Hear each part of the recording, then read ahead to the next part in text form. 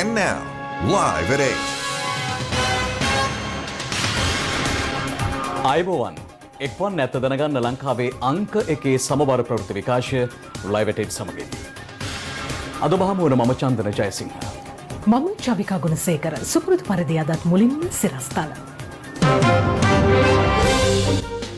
මෙරට සමස්ත කොවිඩ් ආසාදිතයන් 29,000ක් මවයි. අදත් රෝගීන් 359ක්.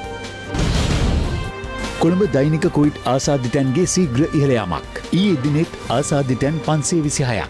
ප්‍රදේශ කිහිපයකට සංචරණ සීමා. ඥාතීන් බාර නොගත් කොවිඩ් මලසිරු ආදාහනය කරන ලෙසට නීතිපතිගෙන් සෞඛ්‍ය අමාත්‍යාංශයට උපදෙස්. නත්තල් උත්සව සමයට විශේෂ මාර්ගෝපදේශ මාලාවක්.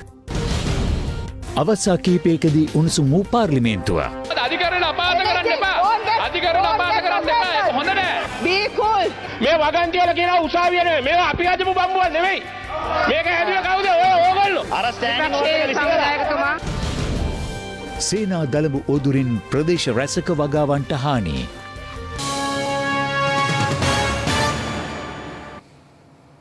කෑගල්ලේ වෙද මහතා නිෂ්පාදනය කළ දේශීය ඖෂධය සම්බන්ධයෙන් කටයුතු කිරීමට විද්වත් කමිටුවක් පත් කර ඇති බව දේශීය වෛද්‍ය රාජ්‍ය අමාත්‍ය සිසිර ජයකොඩි මහතා පවසනවා. කෙසේ වෙතත් ඊයේ සවස් කාලයේ වෙද මහතා විසින් මෙම දේශීය ඖෂධය බෙදා දීම తాවකාලිකව අත්හිටුවීමට අදාළ බලධාරීන් කටයුතු කළා. COVID-19 වෛරසය සඳහා කෑගල්ලේ ධම්මික බණ්ඩාර වෙද මහතා නිෂ්පාදනය කළ දේශීය ඖෂධය ජනතාව වෙත නොමිලේ බෙදා දීම ඊයේ ආරම්භ වුණා. මෙම ඖෂධය ලබා ගැනීම සඳහා ඊයේ කෑගල්ල උඩුමාගම ප්‍රදේශයට අති විශාල ජනතාවක් පැමිණියා. නිරෝධායන නීතීන් උල්ලංඝනය කරමින් හැසිරුණු ඔවුන් පාලනය කිරීමට පොලිසියට පවා මැදිහත් වීමට සිදු වුණා. කොවිඩ් තිබ්බනම් මොකද වෙන්නේ? ලෙඩේ හැදෙන ගමන් ලෙඩේ හැදෙනවා. ඒ හින්දා පිං අයිති වෙයි. දුරින් ඉන්න. කෙසේ වෙතත් ඊයේ සවස් කාලයේ මෙම දේශීය ඖෂධය බෙදා දීම తాවකාලිකව අත්හිටුවීමට ක්‍රියා කළා. දිස්ත්‍රික් සෞඛ්‍ය සේවාධ්‍යක්ෂතුමා නියෝජ්‍ය ප්‍රතිපත්තිතුමා සහ මම ප්‍රාදේශීයකන්තුමා ඇතුළු වෙද මහත්මයාත් සාකච්ඡා කරලා තීරණය කරේ සෞඛ්‍ය අමාත්‍යාංශයේ මේ සඳහා අනුමැතිය සහ නිර්දේශයන් ලැබෙන තුරු බෙදා හැරීම් කටයුතු తాවකාලිකව අත්හිටවන්න.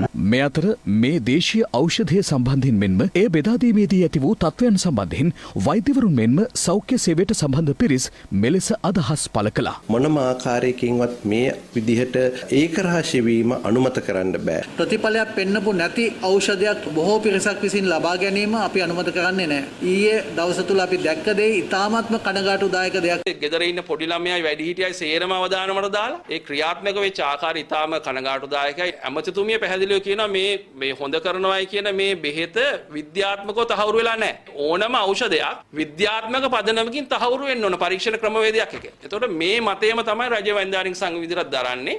රෝගීන්ට මේක ලබා දීමෙන් ප්‍රතිඵලදායක ප්‍රතිඵල එන්න පුළුවන්. නමුත් අපි ඒක පිළිගන්නවා. නමුත් මේක දීර්ඝකාලීනව මේක රෝගීන්ට එහෙම නැත්නම් සුවපත් වෙන අයට කෙසේ බලපායිද කියන එක සම්බන්ධයෙන් අපිට මේ වෙනකොට බරපතල ගැටලුවක් තියෙනවා. සෞඛ්‍ය අමාත්‍යාංශයේ කවුරු හරි කියනවා නම් මේ පැණිය බීලා මට හොඳ වුණා කියලා අපේ සෞඛ්‍ය අමාත්‍යවරිය බිව්වා. දැන් කියන්න මොකද උනේ කියලා. රාජ්‍ය අමාත්‍යවරයෙක් ඖෂධ සම්බන්ධයෙන් දාලා එයා කියනවා නම් එයාගේ දේශීයත්වයේ තියෙන චින්තන පැටර්න් එකට අනුව මේක හරි කියලා වගකීමෙන් කියන්නේ. හැබැයි සිද්ධ වෙන දේ වගකීම බාර ගන්න. මේ සම්බන්ධයෙන් අද පාර්ලිමේන්තුවේදීද අදහස් පළ වුණා. අද බලන්නකෝ ලංකාව බොරුවෙන් වෙලාගෙන තියෙන හැටි. වෙන මොකුත් ඕනේ අර කැලණියේ මහා රාගය ආවා වගේ දැන් පැණියට ඊයේ වෙච්ච දේ මන් දන්නේ කවුරු මේලා ඇයි දන්නේ කියලා කතා කරන්නේ මේගොල්ලෝ පැණි බීලා දන්නේ අපි කියන්නේ ක්‍රමවේදයක් තියන්නේ පැණිය හොඳ නැද්ද තීරණය කරන එක නෙමෙයි. නමුත් රටක නීතියක් නැද්ද? ෆයිසර් කියන ඉන්ජෙක්ෂන් එක ගේන්න ඕන වියතුන් ඉන්න රටේ මිනිසුන්ට පැණියක් පොවනවා. මගේ මිත්‍ර හරේන් මන්ත්‍රීතුමා තමුන්නාන්සේට කියන්න ඕනේ ආණ්ඩුවක් හැටියට මේ ඖෂධය නීත්‍යානුකූල ඖෂධයක් කියලා බෙහෙත් දෙන කිසිම තැනක අපි ප්‍රකාශයක් කරලා නැහැ. හැබැයි දේශීය වෛද්‍යවරයෙක් යම් කටයුත්තක් කරලා තියෙනවා මේ සඳහා වෛද්‍යවරු දාලා තියෙනවා පිරිසකට දීලා තියෙනවා පිරිසක් හොඳ වෙලා තියෙනවා අවසන් තීරණයක් කරගෙන නැහැ. හැබැයි ඔබතුමාලගේ අපේ වෙනස මොකද්ද? අපි හැමදාම දේශීයත්වයට ගරු කරා. ඔබතුමාලා හැමදාම සුද්දට ඔළුව වෙනවා. ඒක තමයි අපි දෙකොල්ලගේ අතර වෙනස. මේක බටහිර වෛද්‍යවරයෙක් හොයාගෙන කිව්වනම් අද හරෙන් ප්‍රනාන්දු මගේ මිත්‍රයා ඉංග්‍රීසියෙන් කතා කළා ඌ ඇප්‍රීෂিয়েට් කරනවා. අර රෙද්ද බැණියේ මැදපු ගමේ ගුණදාස අයියා බෙහෙත හදපු හින්දා ඔබතුමා එහෙම කරන්න එපා. ඉසකරු මන්ත්‍රීතුමා දේශීයත්වයට ගහන්න එපා. ඔව් දැනට තාමත් අපි පරීක්ෂණ මට්ටමේ සිදු කරන්නේ බණ්ඩාරනායක අනුස්මරණ ආයුර්වේද පරීක්ෂණ ආයතනයේ අධ්‍යක්ෂක ධූරය හොබවන මහාචාර්ය සේනක පිටිපිටිය මැතිතුමායි ප්‍රධානත්වයෙන් ජාතික විද්වත් කමිටුවක් පත් කළා තියෙනවා. ඒ කමුටුව මේ වන විටත් විශේෂයෙන්ම මෙවැනි රෝගීන්ට මේ ප්‍රතිකාරය නියම කරන ආකාරය පිළිබඳව වාර්තාවන් ඉදිරිපත් කරලා තියෙනවා. ඊට පස්සේ ඒවා ක්‍රියාත්මක කිරීම පිළිබඳ කටයුතු තමයි ඉදිරි දින කිහිපය තුළ සිදු වෙන්නේ. මෙද මහතා ඉදිරිපත් අදහස් තමයි ඕනම දෙයක් තව කෙනෙකුට ලබා දෙනවා නම් ඒක පින්කමක්. ඉතින් ඒ නිසා තමයි මහ පින්කමක් කරේ. COVID-19 ආසාදිතයින් 359 දෙනෙක් අදත් මෙරටින් වාර්තා වුණා. ඉන් 43 දෙනෙකු වාර්තා වී ඇත්තේ බන්ධනාගාර ආශ්‍රිතවයි. ඒ අනුව මේ වන විට මෙරටින් වාර්තා වී ඇති සමස්ත COVID-19 ආසාදිතයින් සංඛ්‍යාව 29737ක්. මේ අතර ඥාතීන් විසින් බහර නොගත් COVID-19 ආසාදිත මරණ වහාම ආදාහනයට පියවර ගන්නා ලෙස නීතිපතිවරයා සෞඛ්‍ය අමාත්‍යාංශයට උපදෙස් දී තිබෙනවා. මෙරටින් ඊයේ වාර්තා වූ COVID-19 ආසාදිතයන් 798 දෙනාගෙන් එක් පුද්ගලයෙක් විදේශගතව සිට දිවයිනට පැමිණ නිරෝධායනය වෙමින් සිටි පුද්ගලයෙක්. අනිත් ආසාදිතයන් 797 දෙනා අතරින් වැඩිම ආසාදිතයන් පිරිසක් වාර්තා වී ඇත්තේ කොළඹ දිස්ත්‍රික්කයෙන් වන අතර එම සංඛ්‍යාව 526ක්. කොළඹින් වාර්තා වූ ආසාදිතයන් අතුරින් බොරැල්ල ප්‍රදේශයෙන් 176ක් හඳුනාගෙන තිබෙනවා. මීට අමතරව මට්ටක්කුලියෙන් 89 දෙනෙක්, කොම්පඤ්ඤ වීදියෙන් 85 දෙනෙක්, වැල්ලවත්තෙන් 54 දෙනෙක්, කොළඹ කොටුවෙන් 13 දෙනෙක් සහ කොල්ලුපිටියෙන් 11 දෙනෙකු හඳුනාගෙනුණා. කොළඹ දිස්ත්‍රික්කයෙන් පමණක් මේ වන විට වාර්තා වී ඇති සමස්ත ආසාදිතයන් සංඛ්‍යාව 12604ක්. කොම්පඤ්ඤ වීදිය ප්‍රදේශයේ වොක්ෂෝල් වීදිය සහ කිව් වීදියට සංචාරණ සීමා පනවා ඇත්තේ එම ප්‍රදේශ ආශ්‍රිතව COVID-19 ආසාදිතයන් වාර්තා වීමත් සමගයි. අපිට කන්දක් නැහැ. අපි මේ කුඩි රස්සාව කරලා ජීවත් වෙන මිනිස්සු අපිට බඩගින්නක් නැද්ද? අපිට රස්සාව නැහැ. අපිට කන්නේ කොහමද? කල උදේට තේකක් බීම නැහැ. අපි කන්න මොනාරි ගන්න යන්න විදියක් නැතුව ඉන්නේ. වයින් හරි පොටක් යන්න දුන්නා නම් මිනිස්සුන්ට උදේ වර්ගයේ මොනාරි පට්ටියක් ගණනේ ගිහිල්ලා. ගම්පා දිස්ත්‍රික්කයේ ඊයේ ආසාදිතයන් 97 දෙනෙකු වාර්තා වූ අතරින් වැඩිම සංඛ්‍යාවක් වන ආසාදිතයන් 55ක් වාර්තා වුණේ මහර ප්‍රදේශයෙන්. ගම්පහින් වාර්තා වී ඇති සමස්ත ආසාදිතයන් සංඛ්‍යාව 7019ක්. කළුතර දිස්ත්‍රික්කයෙන්ද ආසාදිතයන් 53 දෙනෙකු වාර්තා වුණා. මේ අනුව කළුතර දකුණ කුරේමාවත ප්‍රදේශයට සංචාරණ සීමා පැනවීමටයි සෞඛ්‍යංශ පියවරගෙන ඇත්තේ. එම ප්‍රදේශයෙන් ආසාදිතයන් 3 දෙනෙකු හඳුනාගෙන ඇති අතර ඉන් එක් අයෙකුට ඒ පිළිබඳව දැනුම් දීමට යාමේදී ඔහු කොළඹ ප්‍රදේශයට ගොස් තිබුණා. පසු ඔහු පැමිණි බස් රථය හඳුනාගෙන එහි රේදුරු සහ සහායකයා නිරෝධායනයට ලක් කිරීමටයි පියවර ගත්තේ. බස් රථයෙන් ඔහු බස්සා අපි අපේ වාහනයකින් ඔහු නිවෙස් කරලා ඇල්ලුවා. ඊට අමතරව බස් රථය විසබීජහරණය කිරීමෙන් අනතුරුව නැවතවරක් මගින්ට ප්‍රවාහනය කිරීමට අවස්ථාව සලසා දුන්නා. මේ පුද්ගලයාගේ ගමේ තවත් රෝගීන් කිහිප දෙනෙක් හමු වෙලා තිනවා. මහනුවරින්ද ආසාදිතයන් 40 දෙනෙකු වාර්තා වී තිබෙනවා. ඒ අනුව මහනුවර මහයියාව සහ බෝගම්බර ප්‍රදේශවලට සංචරණ සීමා පැනවීමට සෞඛ්‍ය බලධාරීන් පියවර ගත්තා. මහයාව ප්‍රදේශයෙන් කොවිඩ් ආසාදිතයන් 28ක් වාර්තා වීමත් සමග අපි තීරණය කළා මහයාව ප්‍රදේශය සංචාරණ සීමා පනවන්නට.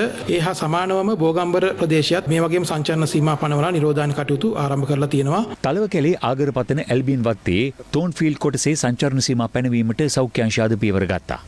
එම ප්‍රදේශයෙන් ඊයේ හඳුනාගත් COVID-19 ආසාදිතයෙකු එම ප්‍රදේශය පුරාම සැරිසරා තිබීම හේතුවෙන් මේ රටින් COVID-19 රෝගය තුරන් කිරීම සඳහා අපි සාමාන්‍ය ජන ජීවිතය නැවත පටන් ගැනීම සඳහා හැමෝගෙම දායකත්වය අවශ්‍ය වෙනවා. ඒ හින්දා තමයි යම්කිසි විදියකට සමහර ස්ථාන හුදකලා කිරීමට අපිට සිදු වෙන්නේ. මේ අනුව මිනුවන්ගොඩ පෑලියගොඩ COVID-19 පොකුරට අදාළව මේ වන විට ආසාදිතයන් 25818ක් වාර්තා වී ඇති අතර ඉන් පූර්ණ සුවය ලබා රෝහල් වලින් පිටත්ව ගිය සංඛ්‍යාව 17850ක්. අවිස්සාවේල සීතාවක අපනයන සැකසුම් කලාපයේ කර්මාන්ත ශාලාවලින් ඊයේ තවත් ආසාදිතයන් 3 දෙනෙකු හඳුනා ගැනීමත් සමග එම කලාපයෙන් හඳුනාගත් සමස්ත ආසාදිතයන් සංඛ්‍යාව 79 දක්වා ඉහළ ගියා. වර්කාපොළ COVID-19 ප්‍රතිකාර මධ්‍යස්ථානයේ රඳවා සිටි ආසාදිතයෙකු ඊයේ ඉන් පලා යාමට උත්සාහ දරා තිබෙනවා. මද්‍රව්‍ය වලට ඇබ්බැහි වී ඇති ආසාදිතයෙක් වන මොහු රුහල් කාර්ය මණ්ඩලයේ දැඩි පරිශ්‍රමයක් යොදා අල්ලා ගැනීමටයි පියවරගෙන ඇත්තේ. මෙම ප්‍රතිකාර මධ්‍යස්ථානයේ රඳවා සිටින ආසාදිතයන් 21 දෙනෙකු මද්‍රව්‍යයට ඇබ්බැහි වන අතර යුද හමුදාවේ මැදිහත් වීමෙන් අද වුන් කන්දකාඩු ප්‍රතිකාර මධ්‍යස්ථානයේ වෙත මාරු කිරීමට පියවර ගැනුණා. අද දිනේ COVID-19 ආසාදිතයන් 542 දෙනෙකු පූර්ණ සුවය ලබා රුහල් වලින් පිටත්ව ගියා. COVID-19 ආසාදිත මරණ 142ක් මේ වන විට මෙරටින් වාර්තා වී තිබෙනවා. COVID-19 පැතිරීම වැළැක්වීමේ ජාතික ක්‍රියාන්විත මධ්‍යස්ථානය නිවේදනය කළේ මින් මරණ 129ක්ම වාර්තා වී ඇත්තේ ඔක්තෝබර් 4 වෙනිදායින් පසු COVID-19 දෙවෙනි රැල්ලත් සමග බවයි. ඉන් වැඩිම මරණ සංඛ්‍යාවක් වාර්තා වී ඇත්තේ වයස අවුරුදු 71කට වැඩි පුද්ගලයන් වන අතර එම සංඛ්‍යාව 63ක්. මේ අතර ඥාතීන් විසින් මෙතෙක් භාර නොගත් කොවිඩ් ආසාදිත පුද්ගල මලසිරු වහාම ආදාහනයට පියවර ගන්නා ලෙස නීතිපතිවරයා සෞඛ්‍ය සේවා අධ්‍යක්ෂ ජනරාල්වරයාට අද උපදෙස් ලබා දී තිබෙනවා. COVID-19 පැතිරයාම හේතුවෙන් දිවයිනට පැමිණීමට නොහැකිව සිටි 774 දෙනෙකු අද කටුනායක ජාත්‍යන්තර ගුවන්තොටුපළින් දිවයිනට පැමිණියා. අද දිනේ ගුවන් යාන 8ක් දිවයිනට පැමිණීමද විශේෂත්වයක්. මේ අතර එළඹෙන නත්තල් සා උත්සව කාල සීමාවේ කටයුතු කළ යුතු ආකාරය පිළිබඳව සෞඛ්‍ය අමාත්‍යාංශය උපදෙස් මාලාවක් නිකුත් කර තිබෙනවා. මේ යටතේ සුබ පැතීම්වලදී සිප වැළඳ ගැනීම නොකළ යුතු අතර දුරස්ථභාවය ආරක්ෂා කිරීම ඇතුළු කරුණු කිහිපයක්ද වනවා. නත්තල් සහ උත්සව කාල සීමාවේදී මේ සාප්පු සවාරි සීමා කිරීම, ඒ වගේම සාප්පු සවාරි සහ ඒ වගේ දේවල් වලට යනවා නම් පවුලේ එක්කෙනෙක් පමණක් සහභාගී වීම, ඒ වගේම උත්සව සංවිධානය කිරීම මේ කාලය තුළදී හැකියතාක් දුරට සීමා කිරීම, එවැනි උත්සව පවුල ඇතුළේ විතරක් මේ කටයුතු කරන්න කියන එක, බෝනෝන රෝග වලින් පෙළෙන අපේ වැඩිහිටිය ඉතින් ඒ අය එවැනි පොදු ස්ථානවලට ගෙනියන්න නැතුව ආරක්ෂා කර ගැනීම තවදුරටත් වැදගත්. ඒක ගැන සැලකිලිමත් වීම ඉතා වැදගත් වෙනවා. සේනා දළඹුවාගෙන් කෘෂි වගාවන්ට සිදුවන හානිය අම්පාර දිස්ත්‍රික්කය ඇතුළු දිස්ත්‍රික් කිහිපයකින්ම මේ වන විට යළිත වාර්තා වෙමින් තිබෙනවා. ගොවින් පවසන්නේ බඩ එරිඟු වගා කර තිබූ අක්කර 100 ගණනක් මේ වන විට සේනා දළඹු ඌදුරට ලක්ව ඇති බවයි. බඩේරිඟු ඇතුළු කෘෂි භෝග රැසක් වසර කිහිපයක සිට සේනා දළඹුවා විසින් ආහාරයට ගැනීම නිසා ගොවි ජනතාව දැඩි පීඩාවට පත්ව සිටිනවා. පසුගිය වර්ෂයේදී මෙරට සෑම දිස්ත්‍රික්කයකම බඩේරිඟු ඇතුළු කෘෂි භෝග සඳහා සේනා දළඹුවා දැඩි හානි එල්ල කළා. මේ මර්ධනය කිරීම සඳහා දේශීය මෙන්ම විවිධ වර්ගයේ විදේශීය දිලීර හා කෘමිනාශක නිර්දේශ කිරීමට කෘෂි බලධාරීන් පියවර ගත්තා. කෙසේ වෙතත් යළිත් වරක් අම්පාර, මොණරාගල, මඩකලපුව, අනුරාධපුර සහ පොළොන්නරුව ඇතුළු දිස්ත්‍රික්ක කිහිපයකම බඩේරිඟු වගාව සේනා දළඹුවාගේ ග්‍රහණයට ලක්ව තිබෙනවා. මඩකලපුව දිස්ත්‍රික්කයේ වාකරේ, කිරාන්, කොච්චවේලිය ඇතුළු ප්‍රදේශවල මෙන්ම අනුරාධපුර, මිහින්තලය, පුවක්කුළම ප්‍රදේශවල බඩේරිඟු වගා මේ වන විට සේනා දළඹුවාගේ ග්‍රහණයට නතුව තිබෙනවා. මොණරාගල දිස්ත්‍රික්කයේ අක්කර 100 ගානක වගා කර තිබූ බඩේරිඟු වගාවද සේනා දළඹුවාගේ ව්‍යාප්තිය හේතුවෙන් මේ වන විට විනාශ වෙමින් පවතින බවයි ගොවි ජනතාව පවසන්නේ. මිට අමතරව අම්පාර දිස්ත්‍රික්කයේ දමන ප්‍රාදේශීය ලේකම් කොට්ටාශයේ පන්නල හා බක්මිටියාව දමන නුගේලන්ද යන ප්‍රදේශවල වගා කර ඇති බඩේරිඟු වගාව සේනා දළඹුවාගේ ව්‍යාප්තියත් සමග මේ වන විට විනාශ වෙමින් තිබෙනවා. ගොවි ජනතාව පවසන්නේ කෘෂි බලධාරීන් විසින් නිර්දේශ කරන විවිධ කෘමි හා දිලීරනාශක හේතුවද සේනා දළඹුවා විනාශ කිරීමට නොහැකි වී ඇති බවයි. එක එක නානා ප්‍රකාර බෙහෙත් වෙනවා. ඒ ඉතින් ගහන රුපියල් 6000යි 7000යි ඔහොම කරලා ගහන්නේ. මොන විදිහටවත් මේ දළඹුවා මර්ධනය කරන්න බෑ. බඩේරිඟු කුඩා පැලමෙන්ම ඉතා හොඳින් වැන්නු පැලද සේනා දළඹුවා ආහාරයට ගැනීම නිසා අක්කර 100 ගණනක බඩේරිඟු වගාවන් අත්හැර දැමීමට පවා ගොවීන්ට සිදුව තිබෙනවා. ගොවීන් චෝදනා කරන්නේ මෙලෙස සේනා දළඹුවා වගාවන් වල ව්‍යාප්තිවද කෘෂි බලධාරීන් පැමිණේ නිරීක්ෂණය කර අවශ්‍ය නිර්දේශ ලබා නොදුන් බවයි. අතේ තියෙන කරකර වඩු සේරම උකස් කරලා තමයි මේවා කරන්නේ. කෘෂිකර්ම මහතුරු කිසිම කෙනෙක් ඇවිල්ලා අපිට මේ වගේ උපදෙස් දෙන්නේ නැහැ. සේන දළඹුවාගෙන් ඉතින් කාලා ඉවරලා දැන් ඉතින් ඉවරට ඉවරයි ඉතින්. බඩේරිඟුවාගේ සේනා දළඹුවාගේ මේ වෙනකොට තීක්ෂණ ව්‍යාප්ත වෙමින් පවතී.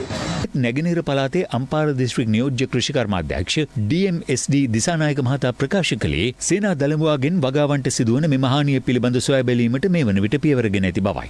වනාලි තර්ජන මෙන්ම COVID-19 වෛරසය හමුවේ විවිධ අපහසුතා මැද්දේ සිදු කරනු ලබන බඩේරිඟු වගාවන් සේනා දළඹුවාගේ ග්‍රහණයට ලක්වීමත් සමග මේ ජනතාව දැඩි ආර්ථික අපහසුතාවයන්ටද පත්ව සිටිනවා. මෙම ගොවි ජනතාව වගකීම් යුතු බලධාරීන්ගෙන් ඉල්ලා සිටින්නේ සේනා දළඹුවාගෙන් තම වගාවන් රැක ගැනීම සඳහා වහා මැදිහත් වන ලෙසයි. සේනා දළඹුවාට කිසිම බෙහෙතක් නැහැ. දැන් කන්න 3ක් විතර වෙනවා. එක බෙහෙත් ගහනවා ඉවරෙකුත් නැහැ. අවසානට ඉතින් අපිට වෙන්නේ කර ගියාගෙන ඉන්නකොට බෙල්ල වල දාගෙන එක්ක වහ ගේන වහ ටිකක් හරි බීලා මැරෙන්න තමයි වෙන්නේ. 2030 වසර වන විට පුනර්ජනනීය විදුලි නිෂ්පාදනය 30% දක්වා ගෙනීම යථාර්ථයක් බවට පත් කරන බව බලශක්ති අමාත්‍ය උදය ගම්මන්පිල මහතා පවසනවා. මේ අතර සමගි ජනබලවේගයේ පාර්ලිමේන්තු මන්ත්‍රී නලින් බණ්ඩාර මහතා සඳහන් කළේ තඹපවනේ සුළං විදුලි බලාගාරයේ පීතෘත්වය පැවති යහපාලන රජයට හිමි විය යුතු බවයි. සුළං බලාගාරයක් විවෘත කරනවා. මට ඒ සුළං බලාගාරය විවෘත කරනවා දැකලා මම අද පොඩි මේ රූපෙත් එක්ක අරන් ආවා. මොකද මේක විහිළුවක්. තඹපවණි සුළං විදුලි බලාගාරය කම්බපවණි සුළං විදුලි බලාගාරයක් නොඋනේ යහපාලන ආණ්ඩුවෙන් 2016 මේ ව්‍යාපෘතිය ආසියානු සංවර්ධන බැංකුවේ ණය ආධාර යටතේ කරපු නිසා කියන එක මම බොහොම ගෞරවයෙන් කියනවා. තම්බපවණි සුලන් විදුලි උද්‍යානයේ නැත්නම් විදුලි බලාගාරය හරහා නිෂ්පාදනය කළ විදුලි ඒකකයට පිරිවැය වෙන්නේ රුපියල් 9කට ආසන්න ගන්න. ඒතර රුපියල් 23 සාමාන්‍ය වුණු ලංකා විදුලි බල මණ්ඩලයේ විදුලි නිෂ්පාදන පද්ධතියට රුපියල් 9කට අඩු මිලකට විදුලි නිෂ්පාදනය කර ගැනීමට හැකි විදුලි පද්ධතියක් එකතු වීමම පරිසරයට වගේම පාරිභෝගිකයටත් දැවැන්ත සහනයක් ලබා දෙන දෙයක්. 2030 වන විට පුනර්ජනනීය විදුලි ප්‍රභවයන්ගේ විදුලි නිෂ්පාදනය 70% දක්වා ගෙන යාමට යථාර්ථයක් කරමින් තියනවා කියන එක තමයි මේන් පෙන්눔 කරන්නේ. මද්‍රව්‍ය වැටලීම් වැනි දේ හරහා තරමක ප්‍රසිද්ධියක් ලබා සිටි හිටපු ජනාධිපති මෛත්‍රීපාල සිරිසේන මහතා බලයෙන් පහ කර වෙනත් ජනාධිපතිවරයෙකු පත් කිරීමට අවශ්‍ය වූ කණ්ඩායම සහ පාස්කු ත්‍රස්ත ප්‍රහාරය අතර කිසියම් සම්බන්ධතාවයක් පවතින්නේ දැයි තමන්ට සැක සහිත බව රාජ්‍ය අමාත්‍ය දයාසිරි ජයසේකර මහතා පවසනවා. එබැවින් ඒ පිළිබඳව ගැඹුරින් විමර්ශනය කළ යුතු බවයි පාස්කු ත්‍රස්ත ප්‍රහාරය සම්බන්ධයෙන් විමර්ශනය කරන ජනාධිපති කොමිෂන් සභාව හමුවේ රාජ්‍ය අමාත්‍යවරයා ඊයේ සාක්ෂි ලබා දෙමින් ප්‍රකාශ කළේ. පාස්කු ත්‍රස්ත ප්‍රහාරයෙන් පසු ඉකුත් වසරේ මේ මාස 13 වන දින කුලියාපිටිය නගරයේ ඇති වූ නොසන්සුන්තාවයක් අතරතුර හෙට්ටිපොළ පොලිස් ස්ථානයේ සිට අත්අඩංගුවටගත් සැකකරුවන් 6 දෙනෙකු තම මෝටර රථයෙන් බිංගිරිය පොලිස් ස්ථානයට රැගෙන යාමේ සිදුවීම සම්බන්ධයෙන් සාක්ෂි විමසීමට රාජ්‍ය අමාත්‍ය දයාසිරි ජයසේකර මහතා ඊයේ පසුරුවේ පාස්කු ඉරිදින බෝම්බ ප්‍රහාරය පිළිබඳව විමර්ශනය කරන ජනාධිපති කොමිෂන් සභාව හමුවට කැඳවා තිබුණා. රාජ්‍ය ඇමතුමා ඔබතුමා පාස්කු ත්‍රස්ත ප්‍රහාරයෙන් පස්සේ ප්‍රකාශයක් කළානේ මරාගෙන මැරෙන බෝම්බකරුවන් ටාජ් සමුද්‍රා හෝටලයට ප්‍රහාරයක් එල්ල නොකළේ විශේෂ පිරිසක් එහි නවාතැන්ගෙන ඉඳපු නිසයි කියලා. ඇයි ඔබ එහෙම කිව්වේ? මරාගෙන මැරෙන බෝම්බ ප්‍රහාරකෙක් ටාජ් හෝටලයටත් යනවා. ඒත් බෝම්බ පුපුරගන්නේ නැහැ. ආපහු හැරිලා යනවා. මේ හෝටලය එක විශේෂ රටක ව්‍යාපාරිකයින්ට අයිති හෝටලයක්. ශැංග්‍රීලා හෝටලයට බෝම්බ දෙකක් එල්ල වෙන්නයි ටාජ් හෝටලේ ප්‍රහාරයක් නොවෙන්නයි හේතු හොයන්න කියලායි මම කිව්වේ. හෝටලය තුල ඒ අවස්ථාව වන විට යම්කිසි කණ්ඩායමක් සිටි බවටත් ඒ කාලේ කටකතා තිබුණා. ඒකයි මම එහෙම කිව්වේ. ඔබතුමා ප්‍රකාශයක් කරලා තිබුණනේ පාස්කු ප්‍රහාරයේ පිටුපස විදේශ බලවේග ඉන්නවා කියලා. ලෝකේ කිසි ත්‍රස්තවාදී කණ්ඩායමක නායකයෙක් මරාගෙන මැරෙන්නේ නැහැ. එහෙම මරාගෙන මැරෙන්න නම් මොටිවේට් වෙන්න ඕනේ. මොකක්ද සහරාන්ට තිබුණු මොටිවේට් එක? සහරාන් තනිවම මේක කළාද? නැත්නම් තව කෙනෙක් සහරාන්ව පාවිච්චි කළාද කියන එක ප්‍රශ්නයක්. මම කියන්නේ සහරාන් මෙහෙවපු බලවේගයක් ඉන්නවා. සහරාන් කියන්නේත් මේ ප්‍රහාරයේ වින්දිතෙක්. ඊළඟ කාරණය හිටි හැටියේ කොහෙන්ද මේ නාමල් කුමාර කෙනෙක් මතුනේ කියන එක. ඔහු කියනවා ඒ වෙද්දි හිටපු ජනාධිපතිතුමාවයි ඉදිරියේදී එයි කියලා ඒ වෙද්දි හිතාගෙන හිටපු අපේක්ෂකයවයි ඝාතන කුමන්ත්‍රණයක් ගැන. ඒ තුල රට තුල අවිනිශ්චිත තත්ත්වයක් ඇති වෙනවා. සහරාන් ගැන සිදුවුණු විමර්ශන වලට බාධා එල්ල වෙනවා. අන්න ඒවයි අපි හොයන්න ඕනේ. ස්වාමීනි තව දෙයක්. ඔය කාලෙ වෙද්දී එවකට හිටපු ජනාධිපති මෛත්‍රීපාල සිරිසේන මහතා මද්ද්‍රව්‍ය මර්ධනය සඳහා විශාල වැඩපිළිවෙලක් ගෙන යමින් විශාල කීර්තියක් අත්කරගෙන හිටියා. නමුත් මේ ප්‍රහාරය නිසා හිටපු ජනාධිපතිවරයාට නැවතත් ජනාධිපතිවරණයකට තරඟ කරන්න බැරි තත්ත්වයක් උදා වෙලා ගෙදර යන්න වුණා. මට තියෙන ප්‍රශ්නය කාටද අවශ්‍ය වුණේ මෛත්‍රීපාල සිරිසේන ජනාධිපතිකමෙන් ඉවත් කරලා තව කෙනෙක් එතනට ගේන්න. ඊළඟ කරුණ තමයි පූජිත් ජයසුන්දර මහත්මයා කියලා තිබ්බා ඉන්දියාවෙන් ලැබුණු බුද්ධි තොරතුරු කෙරෙහි ඔහුගේ අවධානය යොමු නොවුනේ ලංකාවේ බුද්ධ්‍යංශ ඒ පිළිබඳව තමාගෙම කියලා තොරතුරක් දුන්නේ නැති හින්දා කියලා. එතකොට මං අහන්නේ අපේ බුද්ධ්‍යංශ දන්නේ නැති ප්‍රහාරයක් ගැන විදේශ බුද්ධ්‍යංශ කොහොමද කිව්වේ? හෙට මෙහෙම ප්‍රහාරයක් වෙනවා. මේ ස්ථානවලට ගහනවා. මෙන්න මේ වෙලාවෙයි ගහන්නේ. ඒ කියන්නේ අපේ රට තුල අපි දන්නේ නැතිව විදේශ බුද්ධ්‍යංශ ක්‍රියාත්මක වෙලා තියෙනවා. 2015 වෙන් පස්සේ මේ රටේ ආණ්ඩු මාරු කළේ ජනාධිපතිවරු වෙනස් කළේ විදේශ බලවේග. ඊට කලින් කොහොමද කියලා මම දන්නේ නැහැ. හැබැයි 2015 ඉඳලා එහෙමයි. ඒ කියන්නේ ඒ වගේ දෙයක් දැන් උනත් ඕනම අවස්ථාවක වෙන්න පුළුවන්. මේ දැන් ඉන්න ජනාධිපතිවරයව උනත් විදේශ බලවේගයකින් මාරු කරන්න පුළුවන්. ස්වාමීනි මං කියන්නේ මෙන්න මේ දේවල් ගැන හොයන්න. කාදිනල්තුමා විමර්ශන හරියට වෙන්නේ නැහැ කියන්නේ මේ හින්දා වෙන්නේ නැති. මං කියන්නේ සහරාන් කියන්නේත් මේ ප්‍රහාරයේ වින්දිතෙක්. කවුරුන් හෝ ඔහුව පාවිච්චි කළා. මෛත්‍රීපාල සිරිසේන, රනිල් වික්‍රමසිංහ, පූජිත් හේමසිරි ඔය ඔක්කොම අතින් වැරදි වෙන්න පුළුවන්. හැබැයි ඔය ඔක්කොම මේ ප්‍රහාරයේ වින්දිතයෝ පමණයි. මෙතන ඊට වඩා මෙහෙයවපු කෙනෙක් ඉන්නවා. ඒ ගැන හොයන්න ස්වාමීනි. අයවැය කාරක සභා අවස්ථාවේදී අධිකරණ සහ කම්කරු අමාත්‍යංශවලත් බන්ධනාගාර ප්‍රතිසංස්කරණ හා සිරකරුවන් පුනරුත්ථාපනය හා විදේශ රැකියා යන රාජ්‍ය අමාත්‍යංශවලත් වැය ශීර්ෂ සම්බන්ධයෙන් විවාදය අද පැවැත්වුණා. එම විවාදය උණුසුම් මුහුණුවරක් ගත් අතර මේ එහිදී පළ වූ අදහස් කීපයක්. අපිට සැකයක් තියෙනවා මහාධිකරණ වලින් පත් කරපු විනිශ්චයකාරතුමන්ලා සම්බන්ධයෙන් ලොකු අසාධාරණයක් වෙලා තියෙන්නේ. 8 වෙනියට ඉන්න එක්කෙනා අතහැරලා තියෙනවා. 9 වෙනියට ඉන්න එක්කෙනා ඇතුළත් කරලා තියෙනවා. 10 වෙනියට ඉන්න එක්කෙනා ආපහු එළියට දාලා තියෙනවා. ඊයේ පෙරේදා දිවිනැගුමේ නඩුවේ තීන්දුව දීපු අපේ නඩුකාර උන්නාන්සේව ඇතුළත් කරලා තියෙනවා. ඊට පස්සේ 12 13 14 එළියට දාලා 15 16 ආයි පල්ලෙහායින් අරගෙන ඇතුල් කරලා තියෙනවා. අධිකරණයේ ස්වාධීනත්වය කොයි පැත්තටද යන්නේ කියන එක ගැන අපිට ගැටලුවක් තියෙනවා. ඔබතුමියලා විශේෂ අධිකරණයක් කියලා අධිකරණයක් පිටෙව්වනේ. දැන් ඔබතුමිය ඒක ක්‍රෙඩිට් එක ගත්තනේ. ඒ අධිකරණයේ තියෙන නඩු තීන්දුව දානකොට ඒකේ අපීල් එකක් කරන්න බෑ. එක ඉල්ලීමක් සම්බන්ධයෙන් අපි අපීල් 8ක් දැම්මා. එහෙම නැතුව නඩු 35ක් කියලා සම්පූර්ණ නඩු 35 නෙවෙයි. ඔබතුමියලාගේ ක්‍රමයේ හේතු කොට පොඩ්ඩක් අහගන්න. එක ඒ හින්දා preliminary objection එකකට විරුද්ධව අපිට සුප්‍රීම උසාවිය යන්න වුණා නම් එතන ඔබගේ ඔය ක්‍රමයේ උඩ සම්පූර්ණයෙන්ම කඩා වැටෙනවා. ඒ හින්දා තමයි මම කියන්නේ මිනිස්සු ඉලක්ක කරගෙන නම් අපි උසාවි ගේන්නේ නැහැ. නෑ අපි ගෙනාවෙත් නෑ. ඔය අනිවාර්යයෙන්ම ගෙනාවා. ඒ පිල්යාන් මහත්තයා ගැන අපේ මේ ජොන්සන් ඇමතුමා හැමතිස්සෙම කියනවා. අවුරුදු 4මාරක් දේශපාලන සිරකරුවෙක් හැටියට ඔබතුමාලාගේ ආණ්ඩුව හිරගෙනවා පිල්යාන්. ඒක ප්‍රතික්ෂේප මම කතා කරුවේ. දේශපාලන සිරකරුවෙන්නේ මම කතා කරුවේ. මේ ජොන්සන් ප්‍රනාන්දු මන්ත්‍රීතුමා මේ ඔබතුමා ඔය කටින් ගහලා කරන වැඩ අපි හැමදාම දන්නවා. ඒකින්ද කට වහගෙන ඉන්න දැන්. හරිද? ඔබතුමාලාගේ ආණ්ඩුව කාලේ ඔය අනිත් ඒවා කරනවා වගේ සිල්රෙදි නිදොස්කට නිදහස් කරනවා වගේ දිවිනැගුම නිදහස් කරනවා වගේ ඕකත් කරන්න තිබ්බන් ප්‍රේමලා ජයසේකර මහත්තයාට ආදරේ නා සිල්රෙදි නඩුව නිදහස් කරා වගේ මොකද ඔකෙන් තියන්න හදන්නේ this is the power මොකද ඒකෙන් කියන්න හදන්නේ මිනිස්සු අපි සම්බන්ධ වෙලා කියනවාද අධිකරණ අපාත කරන්න එපා අධිකරණ අපාත කරන්න එපා ඒක හොඳ නෑ ඔබතුමියලාට හොඳ නෑ you are impeaching the why how can you say like that කරා වගේ මේකත් කරන්නයි කියලා කිව්වා ඒක අධිකරණයම කරා කියලා කියන්නේ be cool මේක රනිල් වික්‍රමසිංහ මහත්තයාට සීමා කරන්න එපා මේක මෛත්‍රීපාල සිරිසේන මහත්තයාට සීමා කරන්න එපා තමුනාස්සලා කැබිනට් මණ්ඩලයම වග කියන්න ඕනේ මේවට හැම කැබිනට් ඇමතිවරයෙක්ම ඩීල් දාලා තිබ්බා ගරු ඇමතුමා යථාර්ථය අපේ රනිලුවේ මෛත්‍රිය තමයි පාලනය කරන්නේ. This is not a point of order, honorable member. Thank you. Sarath Fonseka general ඔබතුමාට මගේ ජෙනරල් කියන ගෞරවය තිබ්බා. අද ඒ ජරුරේ මම විඩ්‍රෝ කරගන්න. තමුන්නාසේ ෆීල්ඩ් මාෂල් නෙවෙයි. තමුන්නාසේ ලොම්පෝල් මාෂල්. තමුන්නාසේ රනිල් වික්‍රමසිංහට කෙලින් කතා කරගන්න බැරි නම් රනිල් වික්‍රමසිංහ වැරදි කරනකොට කැබිනට් එකේ කියන්න බැරි නම් වැඩ කරන්න බැරි නම් හිතන්න බැරි නම් මොකද්ද ඔබතුමාගේ ෆීල්ඩ් මාෂල්කම? තමුන්නාසේගේ ෆීල්ඩ් මාෂල්කම ඔයිට වැඩිය හොඳයි කියලා දුන්නා නම් අර එහා පැත්තේ ඉන්න කවුරු හරි පුංචි කොල්ලෙකුට. ඊළඟට මේ නඩු තීන්දුව ගැන කතා කරා. නලින් ප්‍රනාන්දු ඉන්නවා මෙතන. අන්න. Honorable member, what is the point of order? ඒ සිරගත වෙච්ච එක්කෙනෙක් තමයි මම ජෝෂන් ඇමතුමත් එක්ක මෙතුමිය එව්වයි කියපු ටීම් එකෙන් සරොන් ගලලා අපිව චෙක් කරුවේ. අපේ පස්සපැත්ත බලන්න ඕනයි කිව්වා.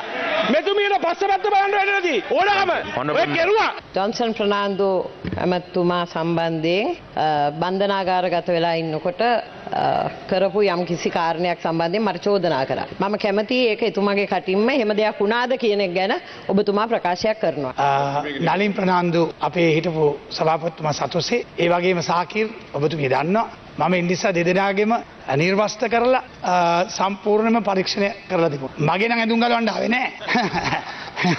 හරි එහෙම තමයි වුණේ. සිල්රෙදි නඩුවෙන් නිදහස් වෙනවා. පිල්ලයන්ට අප හම්බ වෙනවා. ජනක බණ්ඩාර තෙන්නකෝන් මහත්තයාගේ චෝදනා අයින් වෙනවා. මේ අධිකරණ දීපු තීන්දුව. ඒතර මේ අධිකරණ තීන්දුව මේ මම මෙතුමගෙන් ඉල්ලීමක් කරනවා මේ ප්‍රකාශය කරන්න පාර්ලිමේන්තුවෙන් එළියට ගිහිල්ලා. ජනතාවගේ අධිකරණ බලය අපි තමයි අධිකරණයට දෙන්නේ. ඒතර පාර්ලිමේන්තුව ඇතුලේ නෙවෙයි පිට දියුණුවත් කියන්න පුළුවන් නඩු තීන්දුවක් වැරදි කියලා.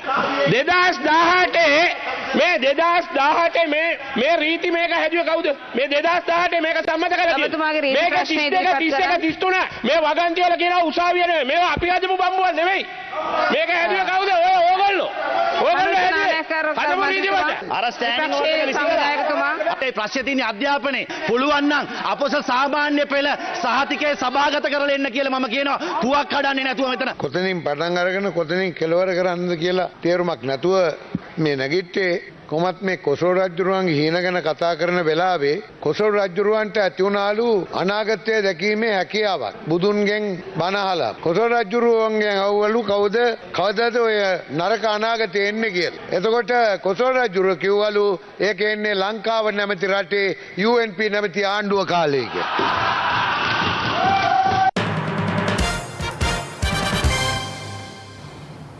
අභිරහස් ලෙස මියගොස් සිටි නෙදර්ලන්ත ජාතික හිමිනමකගේ දේහය ගාල්ල රත්ගම කලපුවේ තිබී සොයාගෙන තිබෙනවා. එම සිදුවීම සම්බන්ධයෙන් විමර්ශනයට මේ වන විට පොලිස් කණ්ඩායම් 4ක් යොදවා ඇති බවයි පොලිස් මාධ්‍ය ප්‍රකාශක කාර්යාලය පැවසුවේ. රත්ගම කටුදම්පේ පොල්ගස්දුව ආරණ්‍ය සේනාසනයේ වැඩවිසූ නෙදර්ලන්ත ජාතික හිමිනමක් දින 3ක සිට අතුරුදන්ව සිට තිබෙනවා. රත්ගම පොලිසියට ලද තොරතුරු මත සිදු කළ විමර්ශනවලදී ඊයේ පස්වරුවේ එම ආරණ්‍ය සේනාසනය අසල කලපු වී තිබී අදාළ හිමිනමගේ දේහය පොලිසිය සොයාගත්තා. 59 හැවිරිදි එම හිමිනම සැකකටයුතු ලෙස මියගොස් සිට ඇති අතර දේහය සොයාගන්නා විටත් කකුලේ ගලක් ගැටගසා දියේ ගිල්වා තිබූ බවයි පොලිසිය පවසන්නේ. හිමිනම එම ස්ථානයට වැඩම කළ බව කියන ඔරුවක්ද පොලිසිය සොයාගත්තා. පුදකලාවෙම තමයි ඉන්නේ දාහනේ අරගෙන බණ භාවනා කරගෙන අවුරුදු 35ක් දැන් මේ පැවිදි ජීවිතේ. මියන්මාරේ කාලයක් කියලා තියෙනවා, තායිලන්තේ කාලයක් කියලා තියෙනවා. අවුරුදු 24ක් ඒ රටවල් දෙකේ. ඒතර මෙහි අවුරුදු 11 වෙනි අවුරුද්ද මෙහි. සිල්වත් භාවය කටයුතු කරන හොඳකලා ජීවිතයක් ගත කර. ගම්මුත් එක්ක ලෙන්ගතුකම කටයුතු කරපු උන්වහන්සේ නමක්. ගල්ල මහේස්ත්‍රාත් හර්ෂණ කැකුණවෙල මහතා පැමිණ අද පෙරවරුවේ මහේස්ත්‍රාත් පරීක්ෂණය සිදු කළ අතර අනතුරුව දේහේ කරාපිටිය ශික්ෂණ රෝහල වෙත රැගෙන ගියා. දේහය පිළිබඳ පශ්චාත් මරණ පරීක්ෂණය PCR පරීක්ෂණයකින් අනතුරුව සිදු කිරීමට නියමිතයි. ඔබ යලිත් ලයිවටෙත් සමගින්. කොවිඩ් වසංගතය හමුවේ හුදකලා කළ ජනතාවට දිගින් දිගටම සරණක් වන්නට ස්වර්ණ ශ්‍රී සත්කාරය හරහා අප කටයුතු කළා. කොවිඩ් වෛරසය හමුවේ හුදකලා කෙරුණු බොරැල්ල සිරිසර උයනේ ජනතාවට ස්වර්ණ ශ්‍රී සත්කාරය යටතේ තවත් සහන සැලසීමේ අධීරක් ක්‍රියාත්මක වුණා. ඒ අනුව එම ජනතාවට වියලි ආහාරද්‍රව්‍ය අඩංගු බඩු මල්ලක් පිරිනැමීමට අදත් කටයුතු කළ අතර ඒ සඳහා ස්වර්ණ ශ්‍රී සත්කාර මෙහෙවර සමග අත්වැල් බැඳගත්තේ ශ්‍රී ලංකා ටෙලිකොම් සහ මොබිටෙල් ආයතනයි. COVID-19 ව්‍යසනය හේතුවෙන් පීඩාවට පත් මගේ රටේ ජනතාව වෙනුවෙන් යමක් කළ යුතු බවට ශ්‍රී ලංකා ටෙලිකොම් ආයතනය වගේම මොබිටෙල් ආයතනය තීරණය කරා. ඒ නිසා තමයි ශ්‍රී ලංකා ටෙලිකොම් සහ මොබිටෙල් ආයතනය මේ මගේ රටේ ජනතාව වෙනුවෙන් යමක් කරන්නට බොරැල්ල සිරිසර උයනට ආවේ. කොවිඩ් වසංගතය හමුවේ පීඩාවට පත් බොරැල්ල සිරිසර උයනේ ජනතාවට සරණක් වන්නට ශ්‍රී ලංකා ටෙලිකොම් සහ මොබිටෙල් ආයතනයත් ස්වර්ණවාහිනී මාධ්‍ය ආයතනයත් එක්වමින් ස්වර්ණ ශ්‍රී සත්කාර වැඩසටහන දියත් කළා. ඒ සඳහා ශ්‍රී ලංකා ටෙලිකොම්හි ප්‍රධාන අලෙවි නිලධාරී ප්‍රමහත් දහනායක මහතා සහ මොබිටෙල් ආයතනයේ ප්‍රධාන අලෙවි නිලධාරී සශික සෙනරත්න මහතුරුන් එක්ව සිටියා. බොහොම සන්තෝෂයි.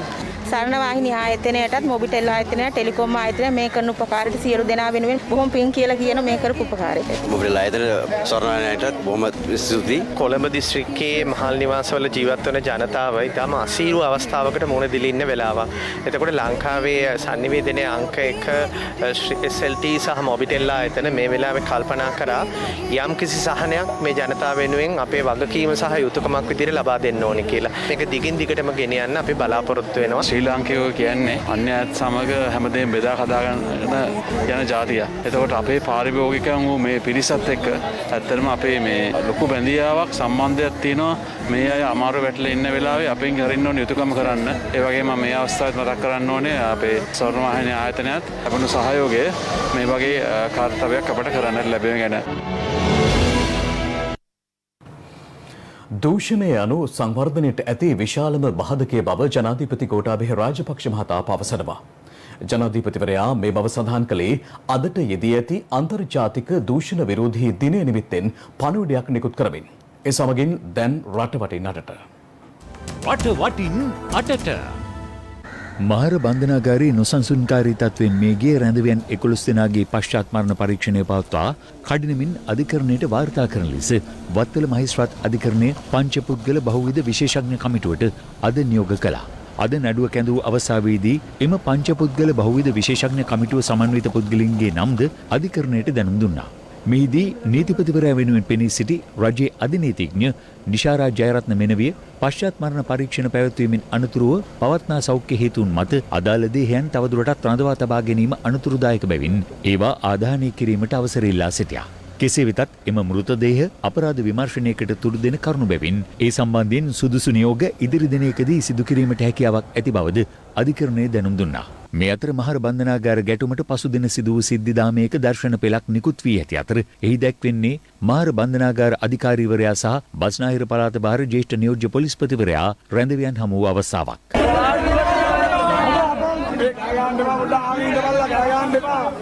ඇතුළට කඩුව ඇවිල්ලා තියෙනවා. රට හිතපහන් කියලා. හරි ඉතින්. ඕගොල්ලෝගේ ප්‍රශ්න විභාගයත් ගෙදර හිට දේවල්. ඒවා ගිහින් මෙතුමා දේව ජාල්පොත් පොත් කතා කරලා. අධිකරණ අමාත්‍යාංශෙත් කතා කරලා. එහෙම ගන්නවා. පොළොන්නරුව ජලගැලුම් නිම්න ජාතික වනෝද්‍යානය හරහා තිබූ පැරණි මාර්ගය පිළිබඳ ගැටලු සොයා බැලීම සඳහා මඩකලපුව මංගලාරාම විහාරස්ථානයේ විහාරාධිපති පූජ්‍ය අංපිටියේ සුමනරත්න හිමියන් ඇතුළු මහා සංඝරත්නය යක්කුරේ ගම්මානයේ වෙත වැඩම කළා. උන්වහන්සේ හිදී පැවසුවේ යක්කුරේ ගම්වාසීන්ගේ පාරම්පරික මෙම මාර්ගය ඔවුන්ට යලි ලබා දීමට කටයුතු කළ යුතු බවයි. දඹුල්ල ආර්ථික මධ්‍යස්ථානයේ පිටුපස පිහිටා ඇති පෞද්ගලික ගබඩා සංකීර්ණයක විදේශ රටවලින් ගෙන්වා ඇති ආහාරයට නුසුදුසු ලොකුලුණු කිලෝග්‍රෑම් 60,000කට අධික ප්‍රමාණයක් සොයා ගැනුණා. මෙම ලොකුලුණු සෞඛ්‍ය නීති රීතිවලට පටහැනිව දැඩි අනාරක්ෂිත ක්‍රමවේදයන් යටතේ කම්කරුවන් විසින් යලි වෙළඳපොළට යැවීමට සූදානම් කරමින් සිටියේදී දඹුල්ල නගරාධිපති ජාලිය ඕපාත මහතා ඇතුළු නාගරික සෞඛ්‍ය කණ්ඩායමක් විසින් වටලා තිබෙනවා.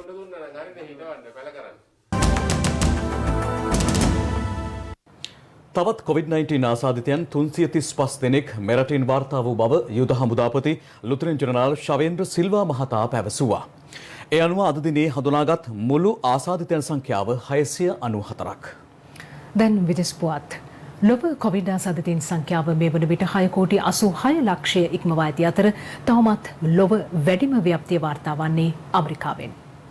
ඒ සමගින් අදට අප සමුගන්නවා. ලයිව් ටේට් SMS සේවාව තිරී දිස්වන ආකාරයට ඔබට සක්‍රිය කරගත හැකි අතර උණුසුම් පුවත් දැන ගැනීම සඳහා www.liveaid.lk වෙබ් අඩවියට පිවිසෙන්න. සුබ රාත්‍රියක්.